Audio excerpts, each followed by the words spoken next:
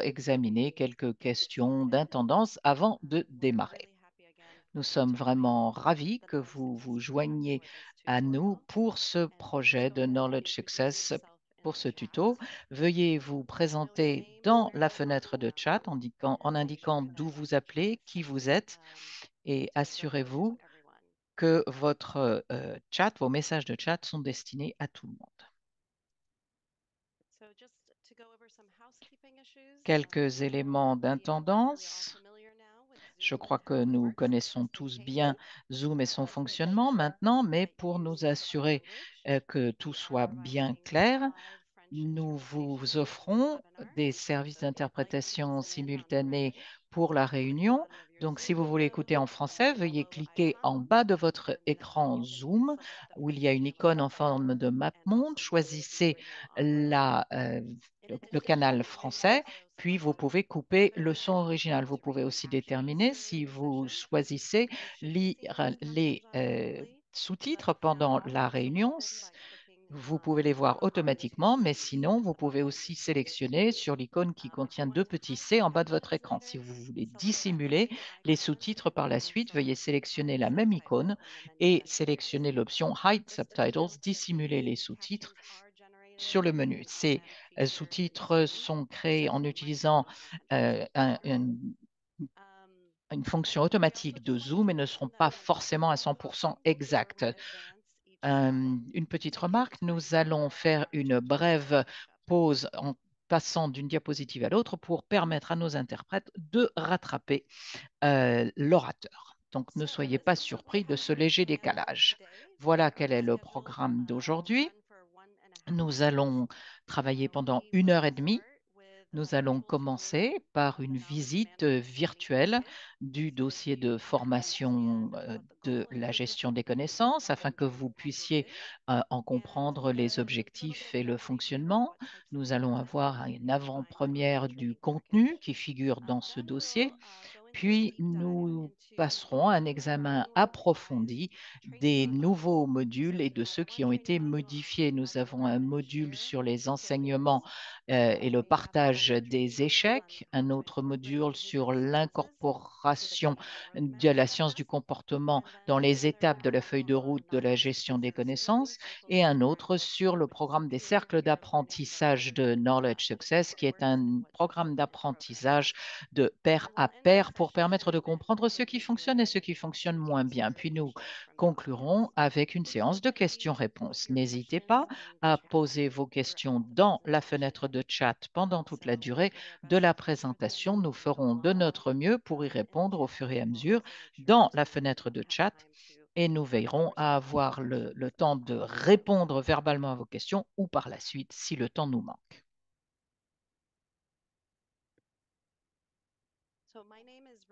Je m'appelle Rouaida Salem. Je suis le chargé d'équipe pour les solutions en matière de connaissances du projet Knowledge Success. Je suis basé au centre de Johns Hopkins pour les programmes de communication. Dans le cadre de mes activités, je travaille en étroite collaboration avec mon équipe de Knowledge Success pour les aider à formuler les approches de gestion des connaissances qu'ils utilisent sous forme de diapositives de formation et d'exercices pratiques afin que nous puissions en tirer tous des enseignements et les appliquer à nos propres programmes de santé mondiale. J'ai avec moi un certain nombre de mes collègues d'aujourd'hui de Knowledge Success. Je vais leur demander de se présenter. Sophie, Thanks, Rowena. bonjour, merci Rwaida. Je m'appelle And Sophie I'm the Weiner. Management and Je Communications suis Program Officer too un at Knowledge chargé de Success Program. projet pour That Knowledge helps with some of the Success pour la gestion des facilitation goals connaissances et les when based in Bethlehem in the communications. US. Nous sommes basés à And Baltimore, au with centre de Johns Bethlehem Hopkins Campus, pour le I programme des support communications. also Dans le cadre de mon websites rôle, je and I also m'occupe support des mises à the jour du development site and web et implementation du of new développement et de modules, la promotion, including the promotion des nouveaux modules, y certificate compris module that will le go module into sur les effect cercles in d'apprentissage dont nous August. allons parler aujourd'hui. Et en tant que chargé I work de cette closely activité sur les with cercles d'apprentissage, je travaille en Mr. étroite Siri collaboration and avec also Roueida the et folks nos down at responsables au Kenya, au Knowledge Sénégal et aux Networks. Philippines pour la mise en œuvre de cohortes Great, thank locales. you, Sophie. Merci Sophie. Next up, we have Sarah. Sarah, can Nous you avons introduce yourself? avec nous maintenant Sarah. Hi Sarah, everyone, bonjour. my name is Bonjour, je m'appelle Sarah Harlan. Je suis chargée de projet des partenariats pour ce projet Knowledge Success au centre de Johns Hopkins, basé aux États-Unis. J'ai travaillé dans le secteur de la planification familiale et de la santé de la reproduction depuis bien des années, en me concentrant avant tout sur la gestion des connaissances et surtout ma spécialisation, ce sont les approches de formation entre les pairs telles que Peer Assist, FailFast, storytelling et j'ai travaillé avec plusieurs de ces modèles pour le dossier de formation de la gestion des connaissances. Je suis ravie d'être avec vous aujourd'hui pour vous parler de ces différents éléments. Sarah, merci, mais Sarah est vraiment un de nos super formateurs. Elle est responsable du développement d'un grand nombre de ces modules. Et enfin, nous avons Morgane. Merci Rowaida, bonjour à tous. Morgane Kabir, je suis un responsable de l'engagement au Centre des sciences du comportement. Nous avons des bureaux en Afrique de l'Est et en Asie centrale. Je suis basée à Nairobi. Au cours des 3 dernières années, j'ai travaillé avec Roida et toute l'équipe de Knowledge Success pour appliquer les sciences du comportement en vue d'améliorer la gestion des connaissances. En tant qu'organisation, nous disposons d'une forte expérience en matière de santé mondiale et de gestion des connaissances et je me réjouis de partager ces mises à jour avec vous dans le cadre de ces modules. Merci. Merci Morgane.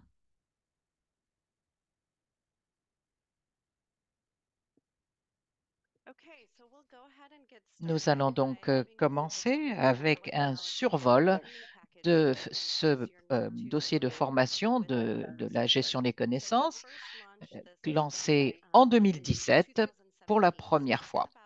Cela fait donc maintenant 6 ans environ.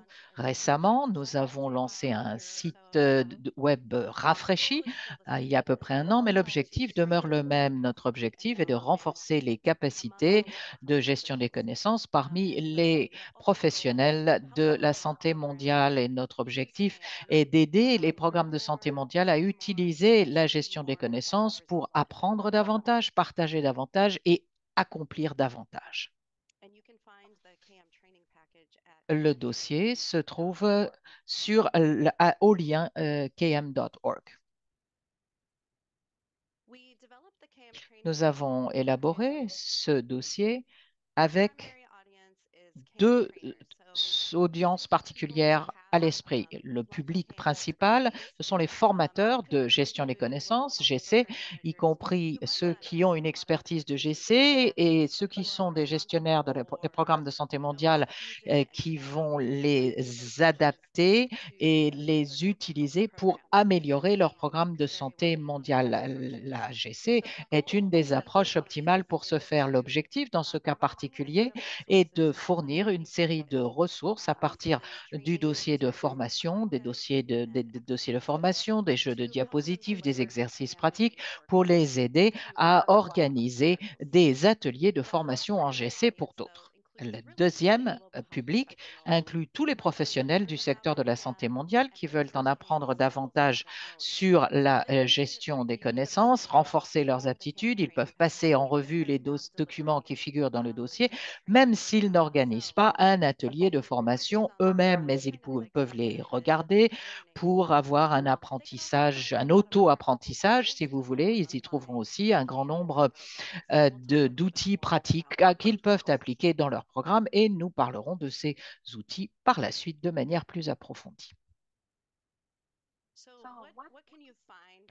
Qu'allez-vous trouver dans ce dossier?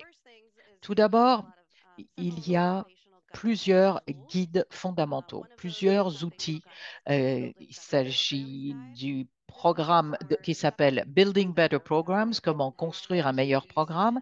C'est une approche permettant d'améliorer ces programmes pas à pas dans le cadre de ce que l'on appelle la feuille de route de GC, KM Roadmap. Nous avons également publié une liste de pointages pour voir comment évaluer l'équité dans la gestion des connaissances, comment en améliorer les initiatives et nous encourageons chacun d'entre vous à regarder ces ressources. En plus de ces guides fondamentaux, vous trouverez un grand nombre de modules de formation sur différentes questions et d'approches de gestion des connaissances. Dans chaque module, vous trouverez une série de diapositives qui expliquent comment, pourquoi, la théorie sous-tendant les différentes questions de GC.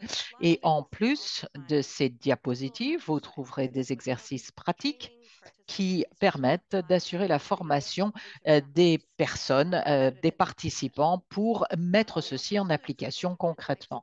Nous avons inclus également une série d'échantillons et de modèles pour les stratégies de GC, un exemple de description de poste pour un responsable de GC, un modèle de stratégie de GC, et puis des notes, des modèles pour la prise de notes, ce qui peut être utile à tout spécialiste de la santé mondiale. Ce sont des ressources précieuses.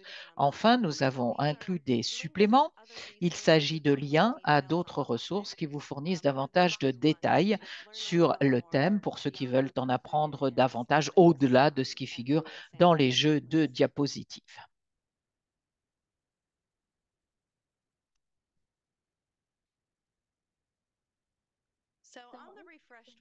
Sur la version révisée du site web, nous avons essayé d'adopter un style plus moderne et surtout, nous avons voulu en améliorer le caractère utilisable, euh, la convivialité et améliorer l'accès aux ressources clés. Nous avons également une traduction en français. L'ensemble de l'interface peut être traduite en français par le biais d'un système de traduction automatique. Ce qui est particulièrement intéressant sur ce site web, c'est que l'ensemble des documents et ressources téléchargeables créés à l'origine pour le dossier de formation sur la GC, les diapositives, les exercices dont je viens de faire mention et autres ont tous été traduits en français. Ils sont donc disponibles en anglais comme en français. Nous encourageons donc tous nos collègues francophones à se servir de ces ressources. Je l'ai signalé, il y a les guides fondamentaux. Nous avons récemment mis à jour ces guides l'an dernier. Ils sont disponibles en français et en anglais. Et les nouveaux modules de formation, nous avons ajouté un module sur l'intégration de l'équité dans la GC, la documentation des expériences de programme, un modèle sur l'aide par les pairs, sur les cafés de connaissances et un module d'introduction sur l'intégration des sciences du comportement dans la GC. Cette année, nous sommes rentrés davantage dans le détail de l'intégration des sciences du comportement dans la GC en expliquant comment le faire progressivement de manière spécifique à chaque étape de la feuille de route de la GC. Nous avons ajouté deux nouveaux modules sur les approches spécifiques de la GC, un sur les programmes des cercles d'apprentissage de Knowledge Success et un autre sur les leçons à tirer des échecs. Vous allez voir, ce sont des sujets très différents et vous allez me dire quel est le thème général commun de tous ces modules, pourquoi sont-ils ainsi regroupés dans le cadre de ce webinaire. Le thème commun, c'est l'application de différentes approches de GC en vue d'améliorer les programmes de santé mondiale. Donc, si vous êtes avec le webinaire en pensant à un module particulier, que vous souhaitez particulièrement voir ce qu'il en est des cercles d'apprentissage et autres, nous vous encourageons à suivre aussi tous les autres modules car nous sommes fermement convaincus que cela peut être utile pour l'ensemble de vos programmes.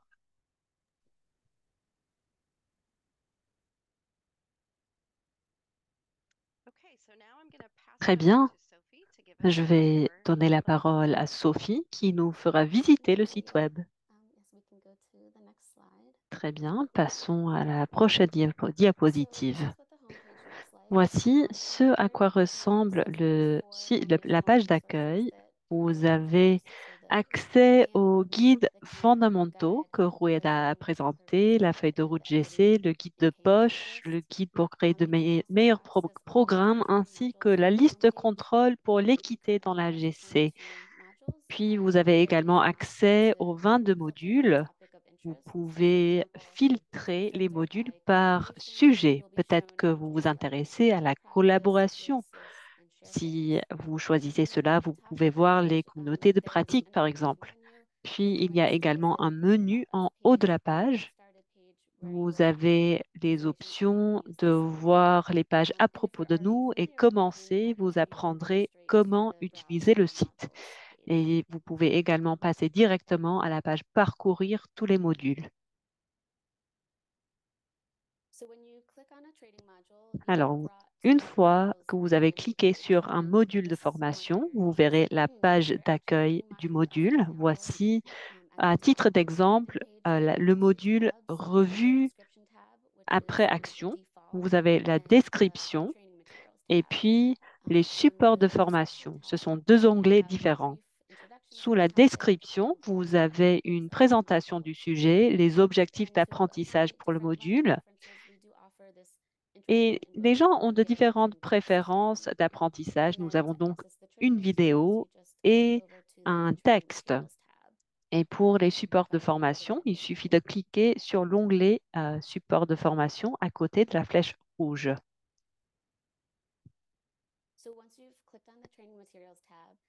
Voici l'onglet Support de formation. Là, vous avez des diapositives, des exercices, des échantillons, des modèles, comme vous voyez sur cette petite vidéo que je vous montre.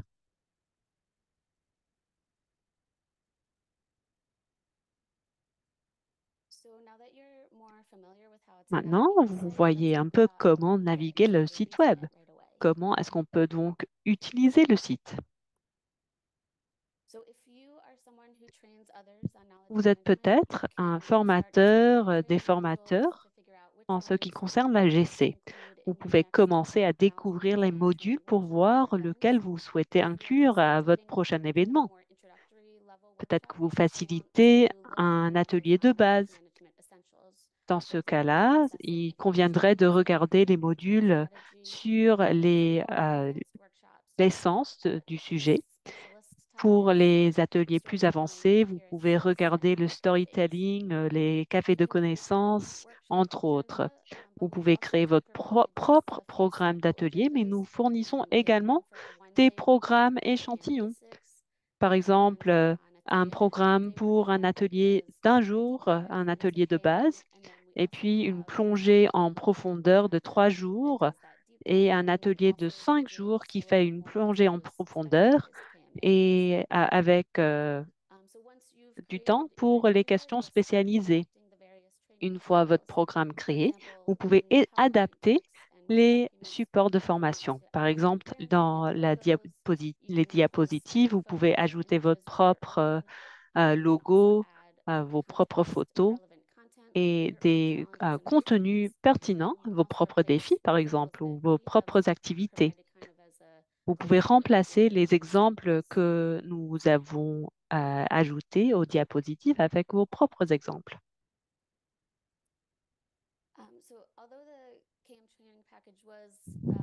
Le dossier de formation GC a été développé surtout pour les formateurs. Mais peut-être que vous n'êtes pas formateur, vous vous intéressez à la GC, vous voulez intégrer les outils de GC, vous pouvez quand même tirer profit du site. N'hésitez pas à regarder les différents modules pour voir ce qui vous intéresse. On vous recommande de commencer avec les diapos pour comprendre ce que c'est que tel ou tel module. Puis, vous pouvez également faire les exercices tout seul pour mettre la théorie en pratique. On a entendu des retours selon lesquels ces exemples ont été très utiles pour le travail de certains. Cela représente la fin de notre visite du site web et je vais repasser la parole à Roueda. Très bien. Merci Sophie. Merci de cette visite du site. C'était très utile. Nous espérons que cela a été utile également pour ceux et celles qui se sont connectés aujourd'hui. Maintenant, Sarah va faire une plongée en profondeur avec nous dans le module Apprendre de l'échec. Merci Roueda, tout à fait. Je vais vous montrer notre nouveau module Apprendre de l'échec. Je vais vous présenter quelques outils, quelques astuces, mais ce n'est pas le module tout entier. Je vous encourage donc à visiter le lien à l'écran pour voir tous les supports, toutes les diapositives. Nous sommes vraiment ravis de vous présenter ce nouveau module sur lequel nous travaillons beaucoup. Nous travaillons beaucoup avec la communauté de la planification familiale sur le partage d'échecs et c'est très utile de partager et ce qui fonctionne et ce qui ne fonctionne pas dans notre travail. Nos objectifs sont les suivants.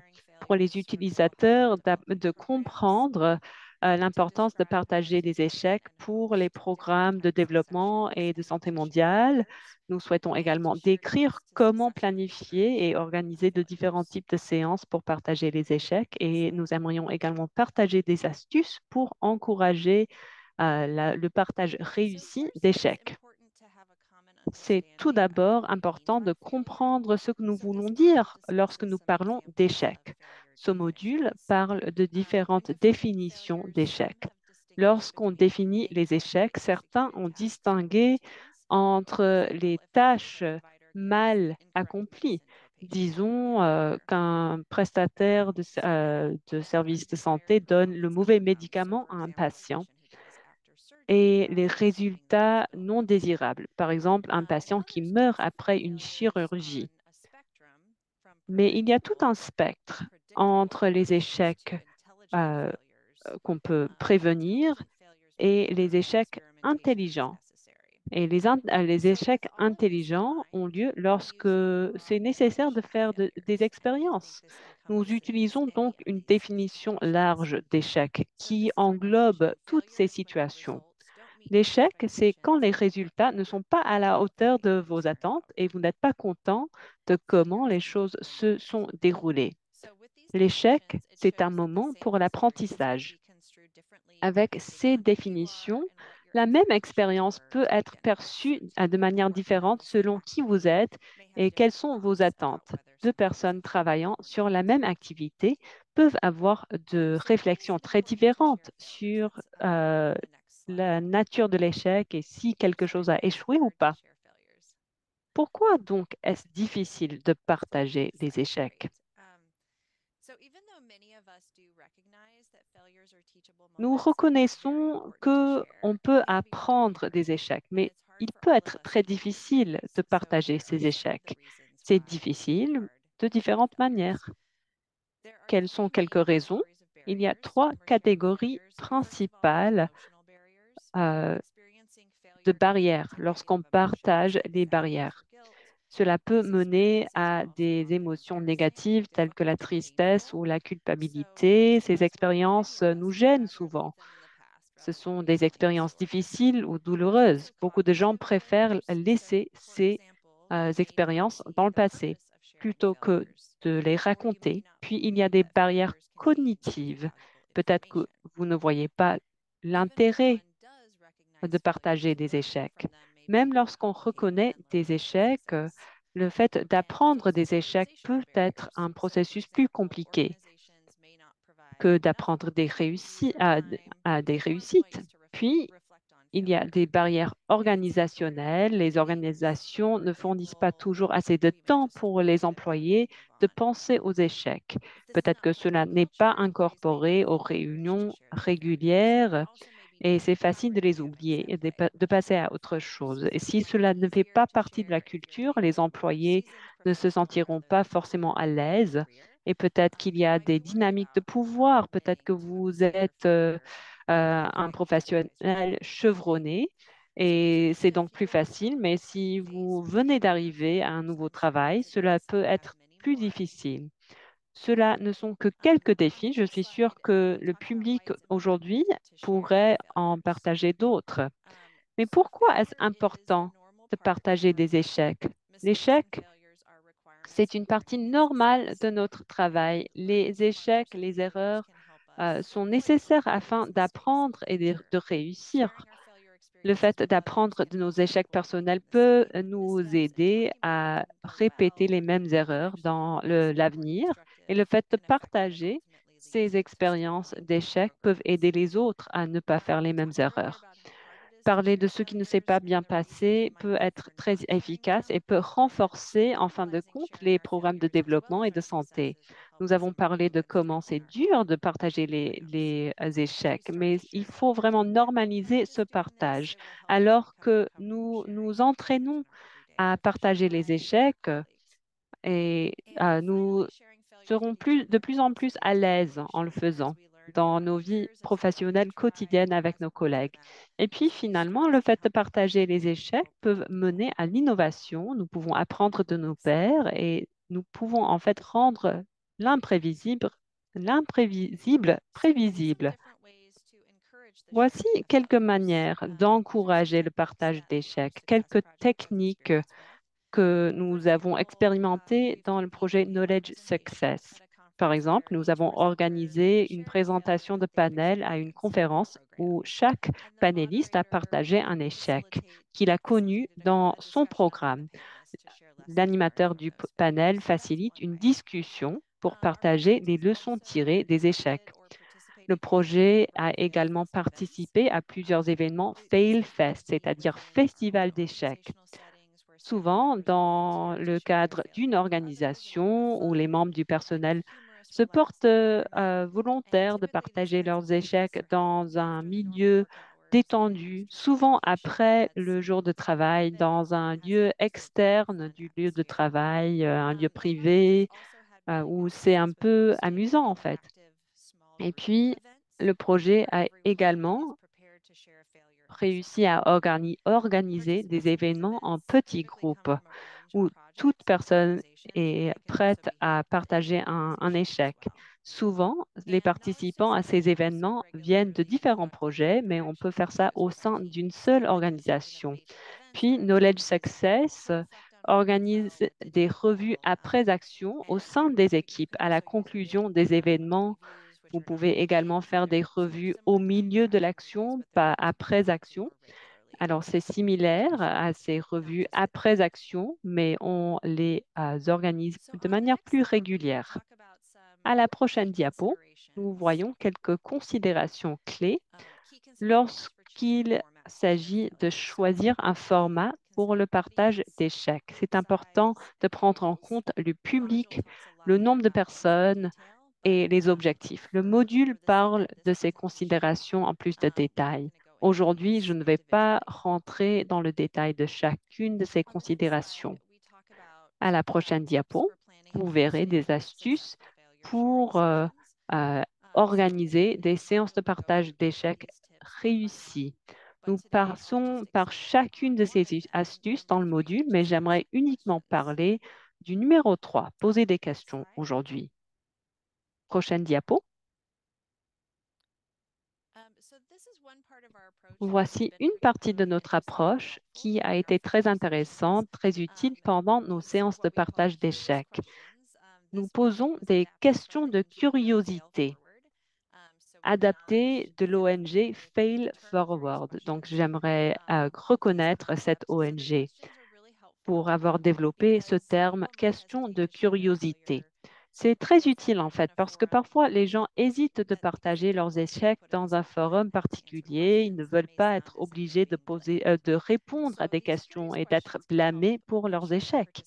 Alors ces questions de curiosité nous permettent de nous focaliser sur les apprentissages à travers ces séances.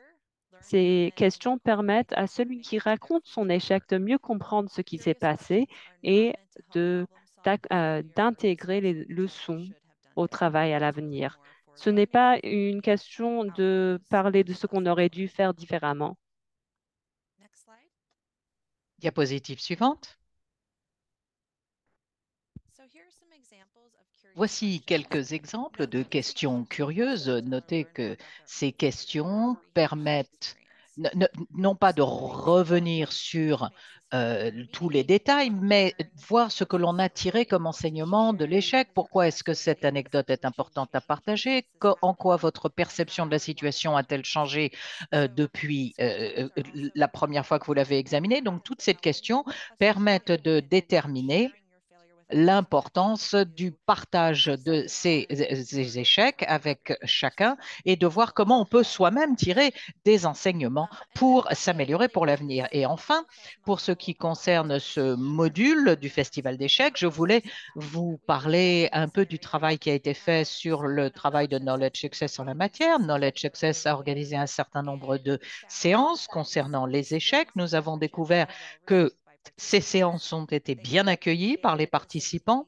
Ils aimaient beaucoup l'environnement sûr que leur fournissait cette manifestation, ainsi que l'esprit de camaraderie et de la découverte de voir que d'autres personnes, d'autres programmes avaient traversé des échecs et des défis similaires. Dans le cadre d'un sondage post-séance de l'une de ces manifestations, 86% des personnes qui ont répondu ont dit qu'elles étaient d'accord ou tout à fait d'accord quant au fait que la session leur a permis d'être plus ouverts face au partage de leurs échecs avec leurs collègues et cela avait leur fourni une approche utile pour cet échange d'échecs. Ils ont dit que ce partage en petits groupes était l'aspect le plus utile, suivi par les questions de curiosité.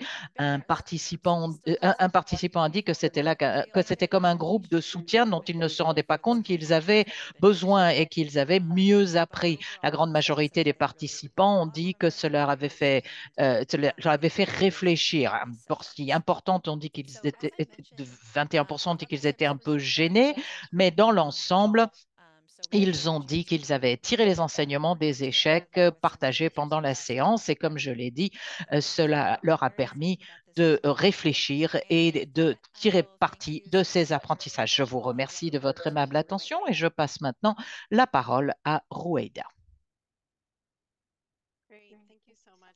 Je vous remercie, Sarah. Cette astuce à savoir quand on partage son propre échec, qu'on apprend davantage de sa propre expérience. C'est quelque chose qui est vraiment remarquable quand on parle de quelque chose qui permet de mieux le comprendre. C'est difficile, nous le savons, d'être ainsi ouvert et candide sur des échecs que l'on a vécus, mais il ne faut pas oublier que nous vivons tous des échecs, nous traversons tous des échecs et c'est une occasion d'apprendre pour chacun d'entre nous. Je vais maintenant donner la parole à Morgane qui va nous permettre d'examiner la manière dont nous avons intégré les sciences du comportement dans les étapes de la feuille de route de l'AGC. Merci Roueida, merci Sarah de ces remarques tout à fait intéressantes sur le partage des échecs. Aujourd'hui, je vais vous parler des nouveaux modules de formation sur l'intégration des modules de la gestion, de l'incorporation des sciences du comportement dans la gestion des connaissances. Dans ces outils, techniques et stratégies de gestion des connaissances pour voir comment améliorer l'efficacité et ce grâce au changement de comportement. Très rapidement, que faisons-nous au groupe Boussara? Les spécialistes des sciences du comportement étudient ce qui détermine les comportements humains. C'est là au cœur même de ce que fait Boussara.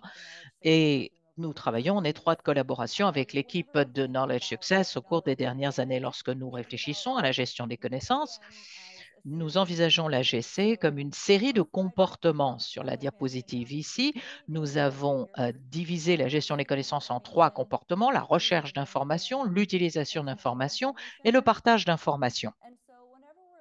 Chaque fois que nous examinons la gestion des connaissances du point de vue des sciences du comportement, l'idée est d'encourager ces 3 comportements pour que l'AGC soit plus efficace et fondamentalement, lorsque nous adoptons une approche, une perspective d'intégration des sciences du comportement à l'AGC, c'est la manière de surmonter les différents obstacles, d'aider à mieux utiliser les informations et surtout à les partager.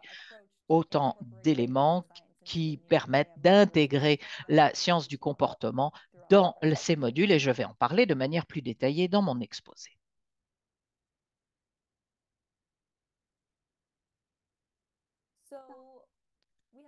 Nous avons mis au point 6 modules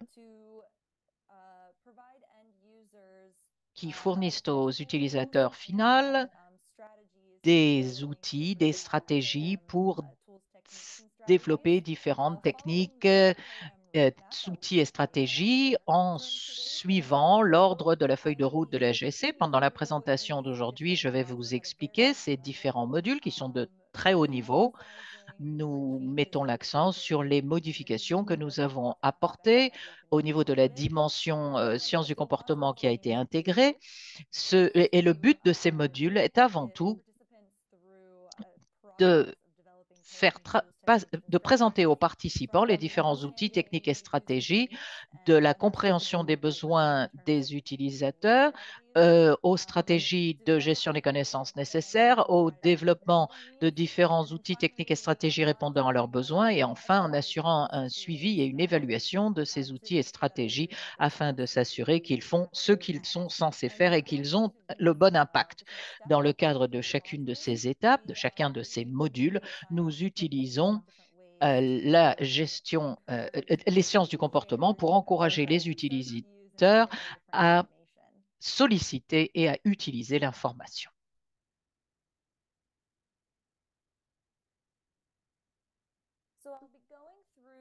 Je vais examiner avec vous les différents modules qui, je le répète, sont à très haut niveau. Ce n'est pas une perspective détaillée du contenu de chacun de ces modules qui sont très riches d'enseignements. C'est simplement un avant-goût pour vous donner une idée de ce que vous pouvez vous attendre à découvrir dans ces modules et bien entendu à mettre l'accent sur les aspects sciences du comportement de la manière dont nous approchons la gestion des connaissances pour encourager les gens à s'engager dans l'utilisation des sciences du comportement pour la gestion des connaissances. Le premier module développé est une introduction à la gestion des connaissances et aux sciences du comportement et à l'approche sciences du comportement pour le processus décisionnel.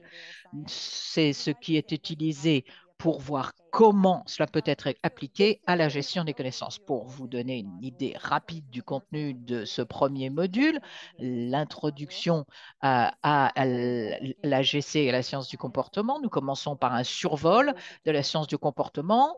C'est ce que j'ai fait de manière un peu plus détaillée. C'est ce que je vous ai déjà dit. Nous fournissons davantage de détails sur la manière dont les responsables, les scientifiques, les spécialistes de la science du comportement approchent le processus décisionnaire. Nous donnons des exemples de la manière, des préjugés et des modalités communes, leur impact sur le processus décisionnaire et le comportement en termes de GC. Nous définissons les termes fondamentaux de la science du comportement, par exemple système 1, système 2, préjugés cognitifs, heuristiques. Voici quelques exemples ici. Je le répète, système 1, système 2, pour la réflexion, nous définissons les préjugés, les biais cognitifs et définissons les heuristiques au fur et à mesure de l'élaboration des outils techniques et stratégies de GC. Nous fournissons également des exemples de ces heuristiques et de ces préjugés et biais communs et leur impact sur le processus décisionnaire et le comportement de la gestion des connaissances.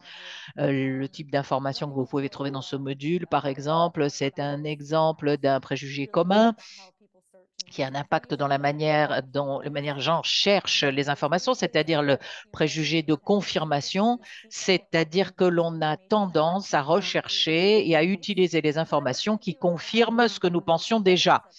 Donc, c'est le genre d'informations que vous allez pouvoir trouver ici et leur lien avec l'AGC. Celui-ci est facile à établir en parallèle avec l'AGC et l'impact que cela a sur la manière dont les informations sont cherchées et utilisées.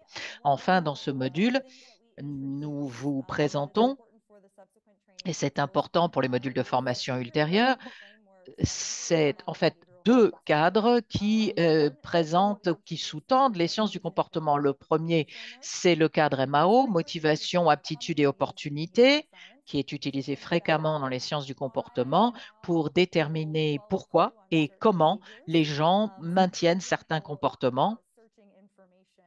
Par exemple, la quête d'informations, pourquoi et comment les gens recherchent-ils des informations? C'est une chose. Ont-ils la motivation nécessaire? Ont-ils l'aptitude nécessaire? Et ont-ils l'opportunité nécessaire pour cette recherche d'informations? Je décris de manière un peu plus détaillée l'incorporation de ces éléments dans la formation en GC et comment développer des solutions de GS. Un autre cadre important que nous introduisons ici, c'est le programme IST qui a été développé par le programme Insights Team et ce sigle en anglais veut dire Easy, Attractive, Social, Timely, facile, attrayant, social et opportun.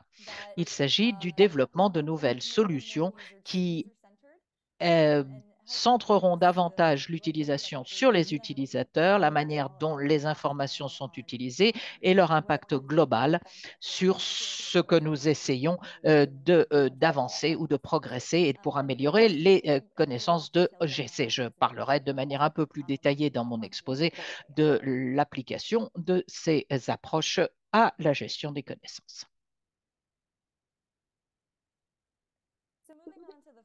Passons maintenant au premier module. Une fois que l'on a défini certains des termes de sciences du comportement au début, ça c'est le module d'introduction, donc dans celui-ci, on évalue les besoins. Ce module se concentre sur une compréhension de l'utilisateur final et la fourniture à l'utilisateur final, celui qui utilise ce module, les outils et les techniques qui leur permettent de mieux comprendre l'utilisateur final.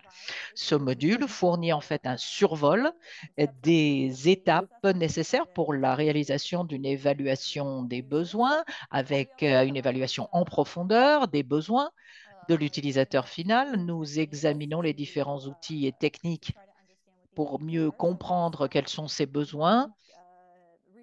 Nous décrivons les méthodes de recherche telles que les groupes de réflexion, la concentration sur les comportements. Nous vous offrons également un survol des questions à poser pour l'élaboration d'une stratégie de suivi en vue d'incorporer de manière volontaire l'équité dans les outils techniques et stratégies de GC, en plus de l'intégration des sciences du comportement. Vous voyez que nous avons un grand nombre de facteurs liés à l'équité pour cette intégration volontaire de l'équité dans l'élaboration et la mise en œuvre des outils de GC.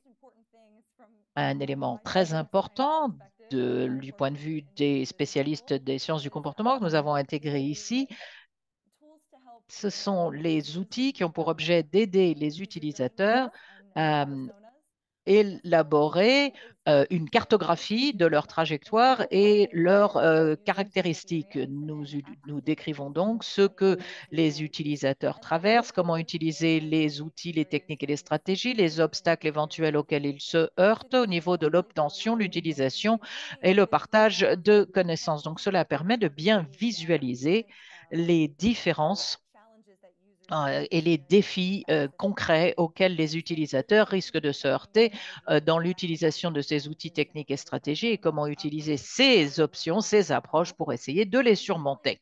Et enfin, nous avons une liste de biais, de préjugés du comportement qui peuvent être appliqués et doivent être pris en considération lorsque nous développons de nouveaux outils, de nouvelles techniques et de nouvelles stratégies sur la base de recherches effectuées par le passé par Boussara en collaboration avec Knowledge Success. Nous avons mis au point un grand nombre de systèmes qui permettent d'élaborer les préjugés et les heuristiques du comportement dans le cadre de la GC. Nous avons intégré certaines de ces conclusions dans le nouveau module ce qui permet à tout un chacun de bénéficier de ces informations lors de l'élaboration de leur module. C'est particulièrement important pour essayer de déterminer les besoins des utilisateurs finaux pour bien comprendre comment ces utilisateurs finaux fonctionnent, réfléchissent lorsqu'ils adoptent certaines étapes ou procèdent de la sorte.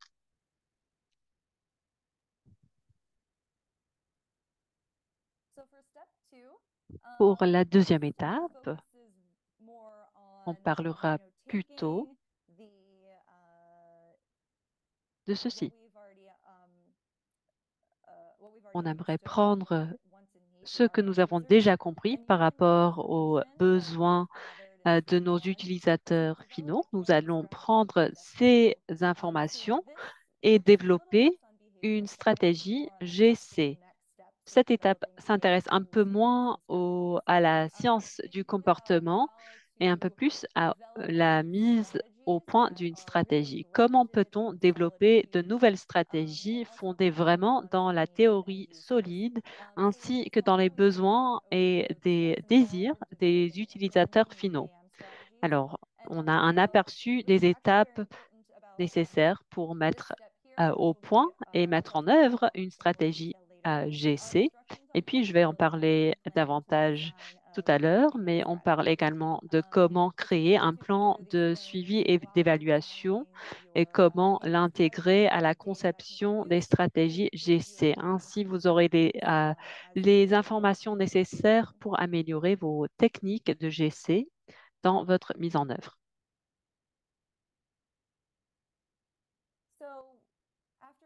Très bien. Après avoir terminé la deuxième étape, après que vous aurez déjà élaboré une nouvelle stratégie, la troisième étape parle de la création et de l'itération de la stratégie alors que vous êtes en train de la mettre en œuvre.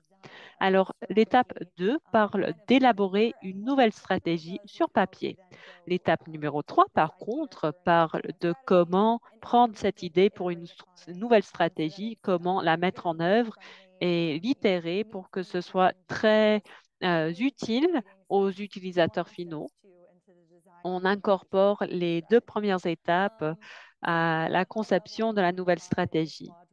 De manière très générale, qu'est-ce qu'il y a dans ce module? Nous avons fait une liste de différentes techniques et d'outils GC.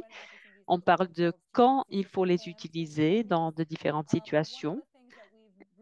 Il y a une chose que nous avons incorporée récemment et c'est très important.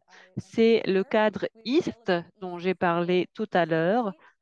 Et nous avons développé un petit aide-mémoire IST pour permettre aux utilisateurs finaux de prendre en compte ce cadre alors qu'ils mettent en œuvre leur stratégie. Que fait ce cadre? Il offre de différents outils et de différentes considérations nécessaires alors qu'on rend une nouvelle solution GC plus facile à utiliser. Alors, nous avons pris le cadre IST que nous avons divisé en différents préjugés. Par exemple, qui pourraient rendre la stratégie moins facile, parce que le E en anglais, c'est pour facile. On pourrait également parler de l'attractivité, du côté social, etc. Mais on regarde les préjugés qui pourraient faire en sorte qu'une solution ne soit pas considérée comme étant facile. On veut qu'une solution soit facile pour que les utilisateurs l'emploient. Lorsqu'on parle de la facilité d'une solution, on veut éviter, on veut plutôt éliminer quelques obstacles. Et lorsqu'on parle de la GC, comment peut-on éliminer les GC? C'est quelque chose que nous avons listé à l'écran. Nous fournissons de différents exemples pour comment on peut appliquer tout cela à la GC, comment on peut employer le cadre IST pour rendre les nouvelles solutions les plus faciles à utiliser que possible. Et c'est également important que la stratégie soit attractive, sociale et définie dans le temps. Dans ce module, nous avons des consignes pour l'amélioration itérative des outils et des techniques GC. À chaque étape, la stratégie GC devient plus facile à utiliser. Nous avons des consignes pour mettre en œuvre les tests d'utilisabilité.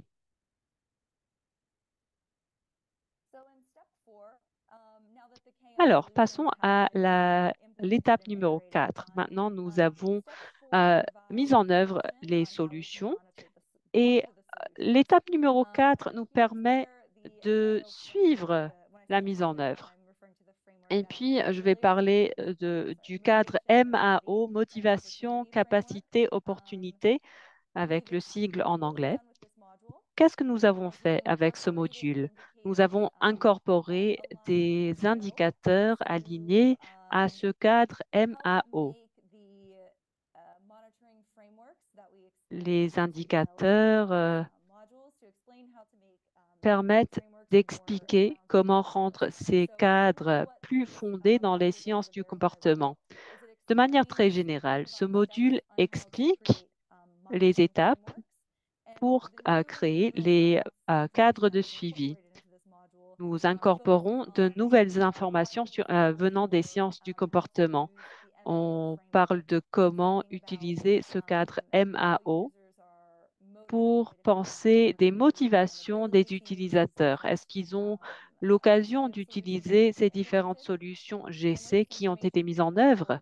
Avec ces informations, vous pouvez bien sûr suivre la motivation des utilisateurs. Est-ce qu'ils continuent à souhaiter utiliser la nouvelle solution GC?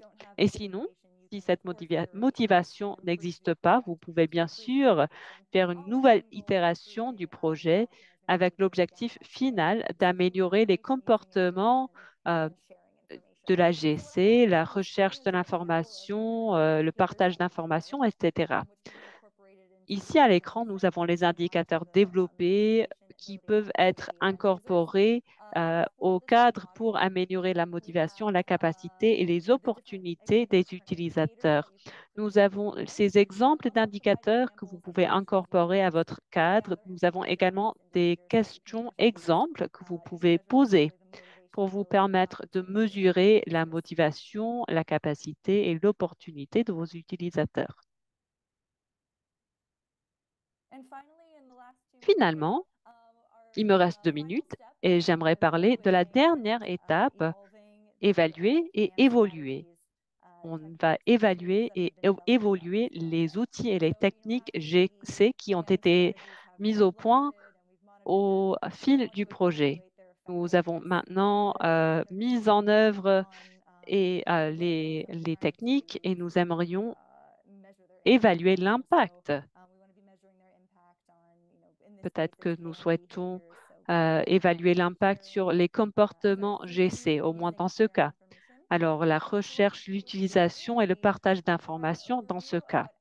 Dans ce module, nous fournissons un aperçu des résultats à mesurer et comment sélectionner les résultats à mesurer. Nous fournissons des informations sur les méthodes d'évaluation, quand et comment il faut les utiliser. Nous décrivons les méthodes de collecte de données et les meilleures pratiques pour analyser et visualiser les données.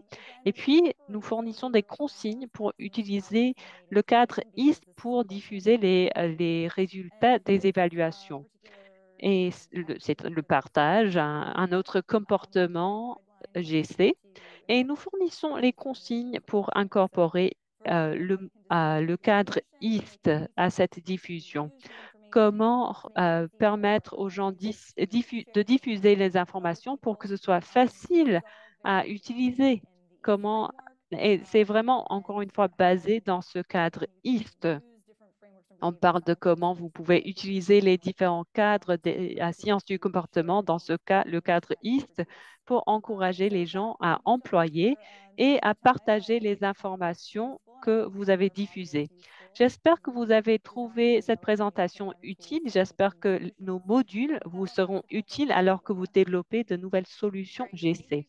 Je repasse la parole à Roueda. Merci, Morgane. Bon, je sais que vous avez partagé vraiment beaucoup d'informations avec notre public aujourd'hui.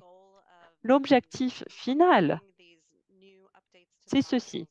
Nous avons incorporé ces mises au point et nous souhaitons donc permettre à un plus grand nombre de personnes de profiter des stratégies et des techniques des sciences du comportement. Nous aimerions tous avoir un chercheur en sciences comportementales à côté de nous qui nous guide pendant le processus, mais cela n'est pas toujours possible. C'est donc très utile de résumer et de partager quelques stratégies clés. Et cela peut être utile pour chacun et chacune d'entre nous qui utilise la gestion des connaissances. Cela nous permettra de mieux évaluer les besoins et de mieux comprendre comment les gens voient la gestion des connaissances à l'heure actuelle, comment nous pouvons améliorer l'expérience, et cela peut nous permettre à concevoir des solutions qui subviennent aux besoins des utilisateurs. Nous espérons que vous allez pouvoir passer par les modules un par un et identifier des outils très pratiques pour incorporer les consignes à votre travail. N'hésitez pas à saisir vos questions dans le chat. Nous allons euh, consacrer pas mal de temps à la fin du webinaire à répondre à vos questions. Nous allons nous assurer d'avoir assez de temps pour cela. Ensuite, j'aimerais passer la parole à Sophie. Nous avons un dernier module de formation que nous aimerions résumer pour vous. C'est le module sur les cercles d'apprentissage. Merci, Roueda. Je vais parler des cercles d'apprentissage de Knowledge Success. C'est un module publié en août. Nous sommes ravis de pouvoir présenter cela au public. Prochaine diapo. Quels sont les objectifs de ce module?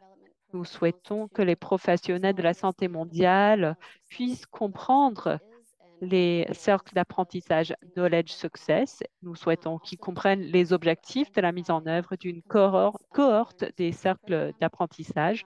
On veut qu'on puisse identifier les composantes clés d'un programme de cercle d'apprentissage et qu'on connaisse des étapes nécessaires pour faire la planification logistique d'une cohorte de cercles d'apprentissage. Quels sont les cercles d'apprentissage? C'est un programme participatif entre les pairs, un programme d'apprentissage pour les professionnels de la santé mondiale où ils peuvent partager ce qui fonctionne et ce qui ne fonctionne pas dans des questions importantes de mise en œuvre du programme. Nous avons organisé des ateliers avec des membres des, des membres de la main-d'œuvre de la planification familiale et de la santé de la reproduction, et ce pour subvenir aux besoins autour d'améliorer le partage des connaissances et d'échanger dans un espace numérique. Les cercles d'apprentissage ont effectivement été conçus pour cet espace numérique, mais nous allons parler des recommandations pour les cercles d'apprentissage en personne également. À travers ces ateliers de co-création, nous avons appris que les membres, que les professionnels de la planification familiale et de la santé reproductive cherchaient des connaissances détaillées et implicites sur comment mettre en œuvre des programmes dans ces domaines réussis. Afin de combler cette lacune, nous avons créé une série en ligne pour faciliter le dialogue transparent ainsi que l'apprentissage et le réseautage entre des professionnels dans la même région. Nous nous intéressons surtout à l'Afrique de l'Est, l'Afrique de l'Ouest et l'Asie. L'activité a été conçue au début pour les professionnels de la santé reproductive et la planification familiale, mais ce programme peut être facilement appliqué à n'importe quel sujet de la santé mondiale. Par exemple, en mars et en avril 2023, notre équipe a adapté le modèle pour un atelier en personne avec des professionnels de la santé mondiale qui travaillent sur la vaccination contre la COVID.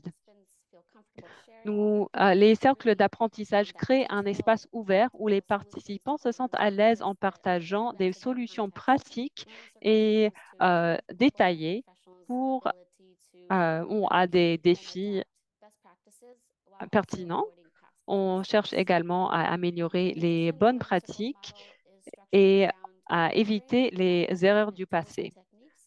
Les cercles d'apprentissage sont structurés autour de différentes techniques de gestion des connaissances et les participants peuvent les adapter et les utiliser avec leurs collègues. Voici un survol du programme des cercles d'apprentissage et des techniques de gestion que nous avons, des connaissances que nous avons utilisées pour déterminer la présentation des connaissances pendant le programme. Les cohortes se réunissent pendant une fois par semaine pour examiner et continuer la conversation.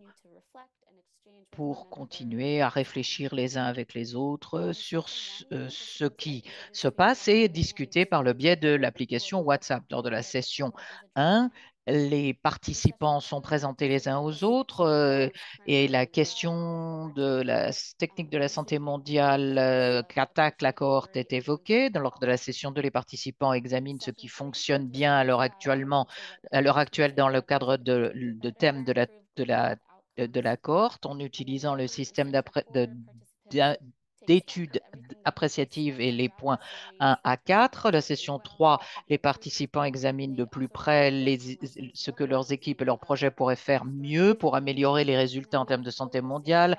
Et enfin, dans la session 4, nous demandons aux participants d'élaborer des plans d'action individuels pour aller de l'avant jusqu'à la rédaction d'une déclaration d'engagement. Après, une fois que le groupe se ferme, nous encourageons les participants à rester connectés les uns avec les autres pour échanger leur expérience. Et sur les diapositives qui suivent, nous allons examiner chacune de ces sessions de manière plus détaillée. À commencer par la séance numéro 1, comment mieux se connaître. L'objet de cette séance d'introduction est de donner un survol de la série d'ateliers, expliquer comment fonctionnent les choses et fournir aux participants et aux facilitateurs un espace pour mieux se connaître et se familiariser avec les outils virtuels qu'ils vont utiliser pendant toute la série d'ateliers via Zoom, par exemple le Google Jamboard, Google Slides, Google Doc et la fonction Zoom Annotate. Nous savons que dans certains cas, c'est la première fois que nos participants vont s'en servir. Donc, nous allons organiser des activités pour s'y familiariser. Les facilitateurs organiseront des activités pour mieux se connaître, présenteront chaque question technique la question technique de la cohorte et géreront les attentes des participants pour la série d'ateliers. Ce premier contact vous donne le temps nécessaire pour encourager les participants à partager de manière ouverte leurs expériences programmatiques, en particulier les défis auxquels ils se sont heurtés. Nous le savons, c'est parfois difficile d'en parler, et en particulier dans un contexte virtuel où la création de relations peut être un peu plus complexe. Lorsque l'on examinera et présentera la questions techniques lors de la première session, nous allons recommander un cadre fondé sur des éléments probants que les participants peuvent utiliser pour guider leurs discussions pendant l'ensemble des ateliers. Par exemple, une cohorte menée par l'équipe régionale Asie de Knowledge Success qui travaille sur la question impliquer les hommes et les garçons dans la planification familiale et la santé reproductive et sexuelle. La cohorte a ancré ces discussions autour du modèle de Breakthrough Action pour l'implication masculine dans la santé reproductive et sexuelle et les droits y afférents. En plus, en plus de proposer ces cadres, les facilitateurs peuvent également inviter les participants à partager tout cadre pertinent, approche pertinente qu'ils connaissent et qui pourrait leur être utile comme référence pendant les ateliers. Lorsque l'on présente les attentes des cohortes, les participants utilisent Google Jamboard lorsqu'on est dans des activités de petits groupes ou dans ce petit groupe, ils échangent ce qu'ils s'attendent à tirer des cercles d'apprentissage en utilisant des post-it virtuels, puis ils échangent avec le groupe leurs idées divisées par thème et enfin tout le monde se retrouve en plénière et chaque groupe fait rapport sur les thèmes principaux et les facilitateurs répondent en temps réel aux attentes qui sont peut-être en décalage par rapport à ce qui est censé être fait.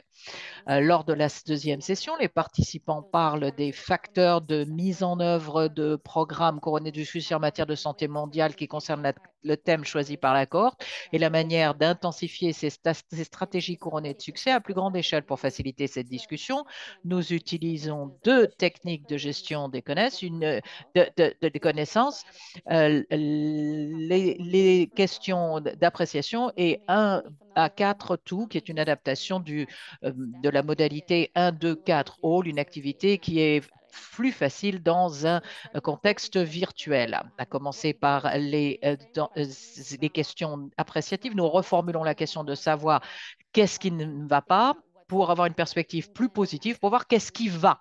Et puis ensuite, nous essayons de voir de plus près ce qui fonctionne bien. Cette technique aide les gens à se concentrer sur les moments exceptionnels, les expériences particulièrement spectaculaires et qui, si elles étaient reproduites, pourraient permettre d'améliorer d'autres programmes ou le secteur en général. Pour permettre cette reproduction, les facilitateurs doivent vraiment interroger les participants, les encourager à se concentrer non seulement sur la question du succès, du pourquoi du succès d'une activité ou d'un projet, mais de la manière, le comment le succès s'est produit.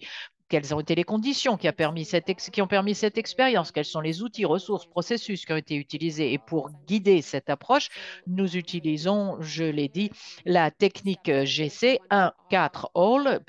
Pour ceux qui ne le connaissent pas, les étapes sont les suivantes. Tout d'abord, on donne aux participants 3 à 5 minutes pour réfléchir personnellement aux expériences positives de leur programme et penser aux conditions qui ont permis ce succès. L'étape suivante permet aux participants de se regrouper en groupe de 4 où ils échangent et développent plus avant leurs idées, examinent les similarités, les différences entre leurs idées. Et enfin, les participants se retrouvent en plénière et font rapport sur les moments d'épiphanie qui se sont révélés lors de leur conversation en petit groupe. Voici un exemple du Jamboard d'un groupe pour cette activité 1-4 All. N'oubliez pas, c'est la deuxième étape. Les participants ont déjà eu le temps de réfléchir de manière individuelle sur leurs expériences exceptionnelles, puis ils se retrouvent dans leur groupe de 4 pour en parler. Dans leur groupe, ils échangent des détails sur leurs expériences exceptionnelles, puis ils regroupent les idées similaires par thème. Cet exemple du projet Knowledge Success montre comment notre expérience couronnée de succès était la manière dont nous avons créé en fait les cercles d'apprentissage de concert avec deux autres innovations des connaissances, le pitch et FP Insight, par le biais des ateliers de co-création dont j'ai fait mention tout à l'heure. Dans la première colonne, avec les post-it jaunes, les participants résument leur projet ou programme exceptionnel, y compris des détails importants, qui a participé, où et comment les activités se sont produites. Dans la deuxième colonne, les post-it verts, ils expliquent les raisons pourquoi le projet a été un succès. Lorsqu'on examine notre exemple, une des raisons du bon fonctionnement de cette activité de co-création, c'est parce que nous élaborions des solutions de concert avec nos participants et pas pour eux. Dans la troisième colonne, les post-it orange, les participants ont continué à renforcer l'explication de leur succès en expliquant comment ils ont réussi, quels sont les outils, les processus ou les ressources qu'ils ont utilisés. Dans notre exemple, nous disons par exemple qu'il y a eu une co-création de concert avec le public, mais comment l'avons-nous fait? Nous avons utilisé un processus de réflexion, de conception par la réflexion de 5 étapes. Nous avons décidé également de diviser les ateliers par région. Ce genre de détail est important lorsque nous réfléchissons à la manière dont les autres participants du groupe peuvent reproduire ou adapter des expériences couronnées de succès à leur propre contexte. Et enfin, dans la dernière colonne, les post-it bleus, les participants essaient de trouver, d'identifier des thèmes transversaux pour les expériences couronnées de succès. Nous passons à la troisième séance. C'est là où nous avons évoqué les solutions au programme individuel des participants, les défis auxquels ils se sont heurtés en utilisant une technique de gestion des connaissances que l'on appelle la consultation Troïka. L'objet de cette séance est pour permettre aux participants de bénéficier d'un soutien pratique et créatif de la part de leurs collègues, c'est-à-dire que c'est une forme de coaching de pair à pair immédiatement en utilisant un système de consultation rapide. Comment cela fonctionne? Le mot Troïka veut dire trois. Donc, en groupe de trois, chaque participant a un tour pour poser une question de consultant, c'est-à-dire leur défi individuel en tant que personne travaillant sur une question technique de la cohorte de la santé mondiale. Et puis, les autres participants du groupe créent des idées, des suggestions et proposent des solutions pour relever le défi. Puis, vous répétez le processus jusqu'à ce que chaque participant ait pu bénéficier de l'aide des deux autres membres du groupe. Dans un contexte virtuel, nous utilisons Google Slide pour ce système de consultation Troika. Le jeu de diapositives inclut une diapositive individuelle pour chaque participant. À gauche, le participant décrit son défi individuel qu'il présente aux membres de leur groupe dans leur petit groupe. Du côté droit, il y a un espace pour permettre aux participants de prendre des notes sur les conseils que leur ont fournis les membres de leur groupe sur la manière de relever leurs défis. Ce qui est particulièrement bien quand on utilise une de ces diapositives de partage des conseils, c'est que les participants y auront accès même après coup et pourront examiner les défis auxquels se heurtent les participants et pour examiner s'ils se heurtent à des défis similaires, par exemple, et quelles sont les solutions qui peuvent être appliquées et adaptées. Nous passons maintenant à la dernière session. C'est la session pendant laquelle nous résumons tout ce qui a été dit pendant les trois précédentes réunions, ce qui fonctionne, ce qui ne fonctionne pas, sur la base des connaissances et des expériences du programme des participants. Nous développons ensuite des enseignements tirés des succès et pour les succès ultérieurs en utilisant une activité qui s'appelle Cover Story. Cette activité est conçue pour encourager les participants à imaginer à quoi ressemblerait un succès quelques années plus tard et comment ils feraient les choses différemment sur la base des connaissances qu'ils ont appris pendant toute la série de réunions pour parvenir à un scénario couronné de succès. Et enfin, on prend toutes ces informations en compte pour créer un plan d'action pour des mesures pratiques immédiates qui devront adresser le défi individuel proposé lors de la séance numéro 3. Pour ce faire, on développe une déclaration d'engagement. Ce sont des engagements que vous exprimez soit par écrit, soit verbalement pour indiquer ce que vous avez l'intention de faire, les mesures que vous prévoyez de prendre. Il s'agit d'une méthode basée sur les éléments probants et qui relève de la science du comportement et qui s'est révélée utile pour améliorer vos chances de vous souvenir de ce que vous avez l'intention de faire et comment. Voici un exemple de l'activité sur la COVID-19 avec un Jamboard de nouveau. L'idée était de prétendre qu'il y avait une urgence qui se révélerait, une urgence de santé publique qui se révélerait dans quelques années. Les participants ont déterminé comment développer rapidement, lancer rapidement des vaccins efficaces, comment toucher et sauver des milliards de vies dans le monde. Et il fallait que la distribution des vaccins se produise de manière équitable, parvenant tant aux pays à revenus élevés qu'aux pays à revenus faibles et intermédiaires. Le Google Jamboard inclut trois séries de diapositives pour chaque petit groupe. Sur la première diapositive, les participants réfléchissent aux facteurs clés permettant de mener, de diriger ce scénario couronné de succès. La deuxième diapositive, ils imaginent des illustrations qui pourraient inclure dans leur rapport. Ces citations reflètent ce que les gens peuvent dire du succès. Et enfin, sur la dernière, ils réfléchissent à ce que les parties prenantes pourraient dire ou pourraient avoir dit contribuer au succès. Et enfin, pour conclure, les participants ont créé leur engagement, leur déclaration d'engagement dans un Google Doc avec pour une bonne déclaration d'engagement, une description des mesures immédiates et pratiques que les participants pourraient prendre pour relever un défi individuel. La mesure doit relever du contrôle des participants en termes de temps, de ressources et de pouvoir.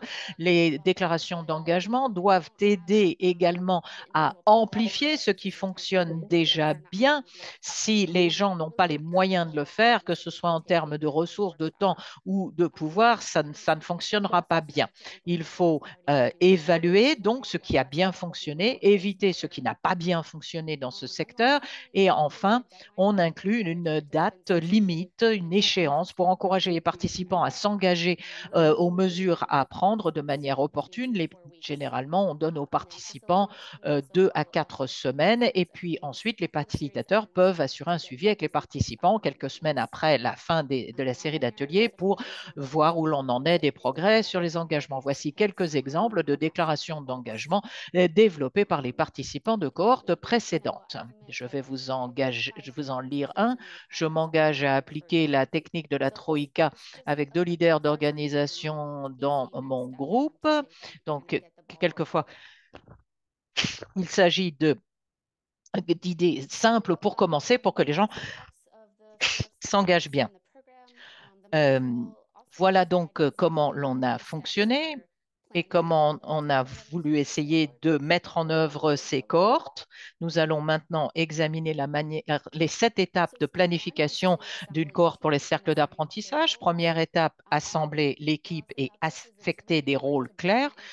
Pour le chef d'équipe, il est important de veiller à ce que les tâches soient planifiées et exécutées en temps voulu. Pour les facilitateurs, il faut développer les matériels des sessions pour les permettre de fonctionner. Il est important d'avoir une personne qui est responsable, qui met sur pied le document sur Google Drive, qui fait les rapports, qui convoque les réunions, etc. L'étape 2 est de créer un échéancier pour les tâches principales. Cela aide d'avoir un système de suivi numérique, par exemple Google, Excel, Airtable, etc., avec des dates limites, ce qui aide les membres de l'équipe de la cohorte à mener à bien les tâches principales et fournir des mises à jour régulièrement et en temps réel. Troisième étape, développement exécution d'une application ou d'un processus d'application d'invitation. Ce qu'il faut prendre en considération ici, c'est lors de la sélection des participants, c'est le nombre de membres de la cohorte, les critères de participation, examiner éventuellement le degré d'expérience des participants sur le sujet. Ce sont les experts en la matière, donc il est important d'avoir des gens qui ont l'expertise voulue pour avoir ces conversations et puis déterminer s'il y a des déséquilibres en termes de l'autorité ou du pouvoir entre les participants, puisque cela risque d'entraver les discussions. Quatrièmement, créer les documents et les plateformes pour la cohorte et les plateformes où on placera ces documents pour les communiquer et communiquer entre chaque session. Il faut mettre du temps de côté pour adapter les matériaux à votre contexte. Cinquième étape, accueillir les 4 séances des cohortes avec des répétitions avant chaque séance et un débriefing après chaque séance pour voir ce qui a bien fonctionné, ce qu'on pourrait améliorer. Sixième étape, si votre objectif est d'atteindre un groupe plus vaste à l'extérieur de la cohorte, vous pouvez résumer, documenter et partager les enseignements principaux avec la cohorte par le biais d'un blog, d'un journal de photos. Et n'oubliez pas que si vous utilisez des photos, vous avez besoin d'obtenir l'autorisation des participants avant. Et enfin, septième étape, recueillir les retours des participants pour améliorer la situation pour le groupe suivant. Comme j'ai mentionné, le module inclut des consignes pour adapter le cercle à un milieu en présentiel. Alors, bien sûr qu'il y a plus de coûts. Si on doit accueillir une cohorte en personne, peut-être qu'il faudra des billets d'avion, un espace pour organiser le cercle, des repas, des activités pour le soir. Puis le timing, plutôt que de diviser les séances en plusieurs semaines, on peut faire une série en présentiel en 2 jours et demi. Et puis, il faut prendre en compte des pauses avec du temps pour les repas, pour les pauses café. Et puis, il conviendrait de fournir des supports imprimés avec des formulaires ou un guide comme ce module. Euh, et le module, en fait, a un formulaire qu'on peut imprimer pour les séances en présentiel.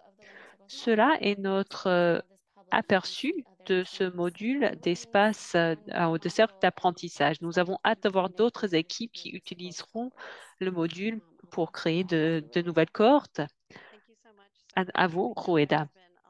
Merci, Sophie. Je sais qu'il y a eu beaucoup d'intérêt à ces cercles d'apprentissage au sein du programme. On veut savoir comment on les organise, si c'est possible de répliquer cette cette activité. Donc, j'espère qu'avec ces outils fournis dans le module, les autres pourront vraiment utiliser ce modèle parce que ce n'est pas que Knowledge Success qui peut accueillir les cercles d'apprentissage. Si vous utilisez les modules, n'hésitez pas à nous dire ce qui a été utile. Si vous voyez quelque chose qui manque pour mettre en œuvre une cohorte de cercles d'apprentissage, faites-le nous savoir, s'il vous plaît. Nous arrivons à la partie questions et réponses de notre séance. Nous pouvons répondre à vos questions, s'il vous plaît. Publiez-les dans le chat. Nous avons déjà reçu quelques questions.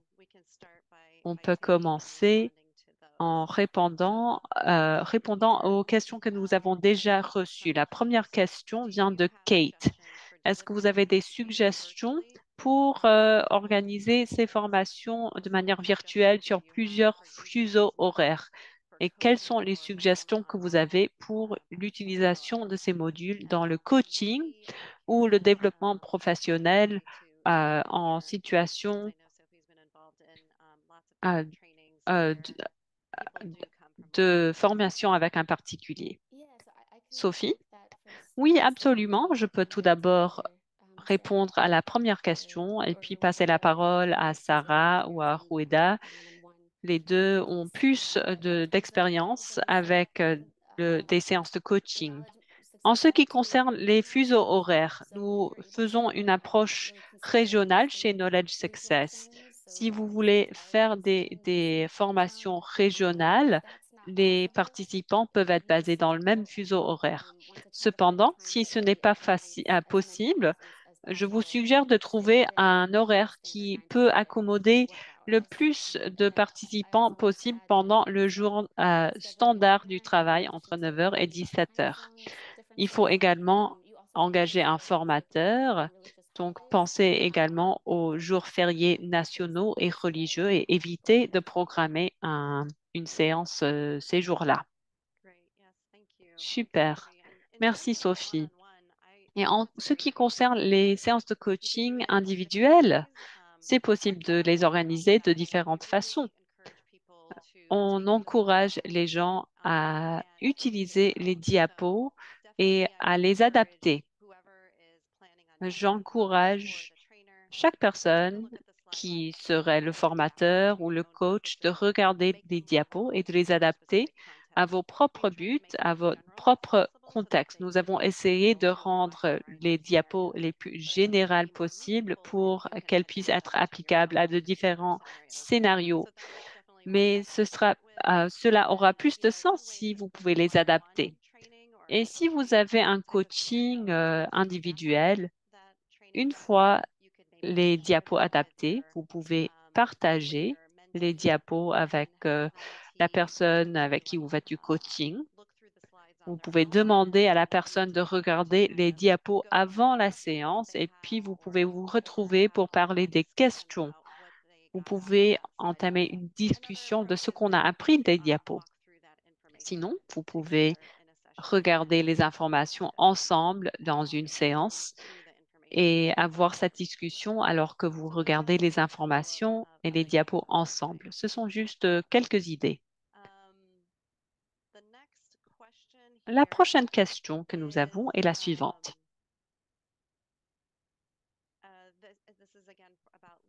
Encore une fois, c'est une question sur les cercles d'apprentissage. Est-ce qu'il y a eu des évaluations démontrant l'impact des cercles d'apprentissage? Sophie?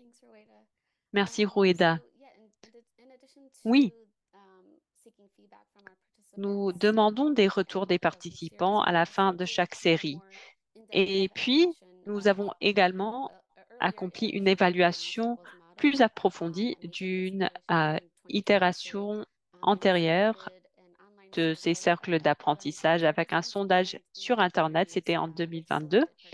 Nous avons fait des entretiens avec certains participants également. Nous avons vu des retours très positifs sur plusieurs aspects. Les gens avec qui nous avons fait des entretiens ont décrit les cercles d'apprentissage comme étant ouverts, respectueux, propices au partage d'informations. On a dit que les cercles étaient utiles pour voir ce qui fonctionnait, ce qui ne fonctionnait pas dans la planification familiale et la santé reproductive et on voulait recommander le modèle à d'autres collègues. Le modèle a également, ou plutôt le sondage a vu plusieurs résultats positifs. La plupart des participants ont appliqué des enseignements pour améliorer la conception des programmes ou des politiques, entre autres. On a parlé de nouveaux rapports avec les pairs travaillant dans la planification familiale et la santé reproductive grâce au cercle d'apprentissage. On a parlé également de nouvelles manières de partager les connaissances et comment mieux gérer les connaissances. On a dit, ou certains participants ont dit qu'on a intégré les techniques GC appris dans les cercles à leur propre travail. Nous avons publié les résultats dans un article dans le journal KM4Dev. On peut partager un lien dans le chat. Merci, Sophie.